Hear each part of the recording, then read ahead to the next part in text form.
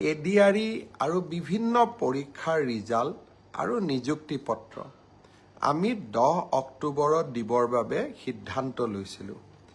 কিন্তু যোৱা কেইদিনমানৰ ঘটনা প্ৰবাহ আৰু গুৱাহাটী হাইকোৰ্টৰ এটা ৰায়ৰ বাবে আমি অকণমান থমকি ৰ'বলগীয়া হৈছে।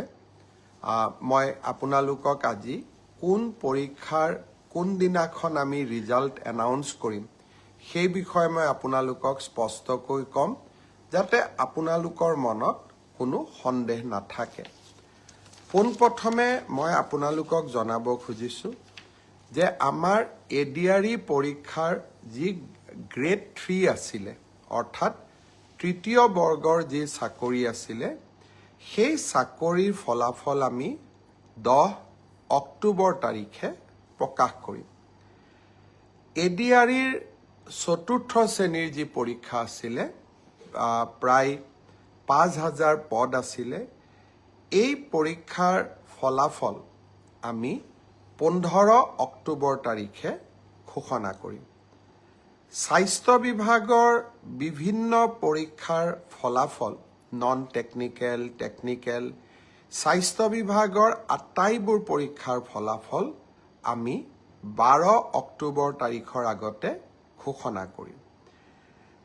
এলিমেণ্টাৰী প্ৰাথমিক বিদ্যালয়ৰ শিক্ষকৰ নিযুক্তিৰ বাবে আমি যি পৰীক্ষা বা আমি যিটো নিযুক্তিৰ প্ৰক্ৰিয়া আৰম্ভ কৰিছোঁ, সেই পৰীক্ষাৰ ফলাফল আমি 15ৰ পৰা 20 অক্টোবৰৰ ভিতৰত প্ৰকাশ কৰিম।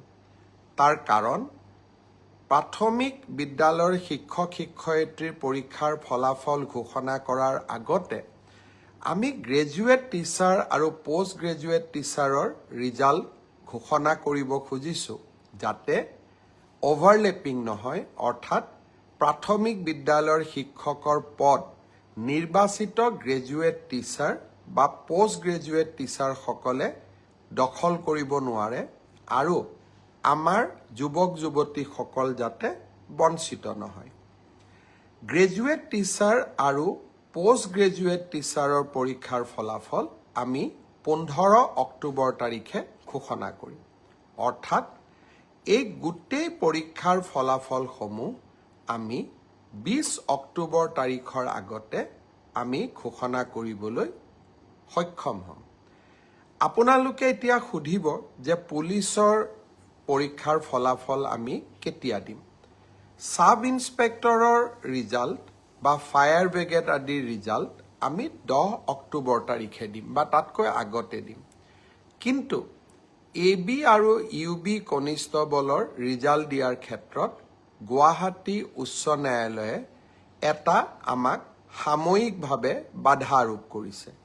আমি আশা কৰোঁ সেই বাধা আৰোপ অতিক্ৰম কৰি, অৰ্থাৎ উচ্চ ন্যায়ালয়ক সন্তুষ্ট কৰি, আমি এই মাহৰ ভিতৰতে পুলিচৰো AB আৰু UB কনিষ্টবলৰ ৰিজাল্ট ঘোষণা কৰিব পাৰিম।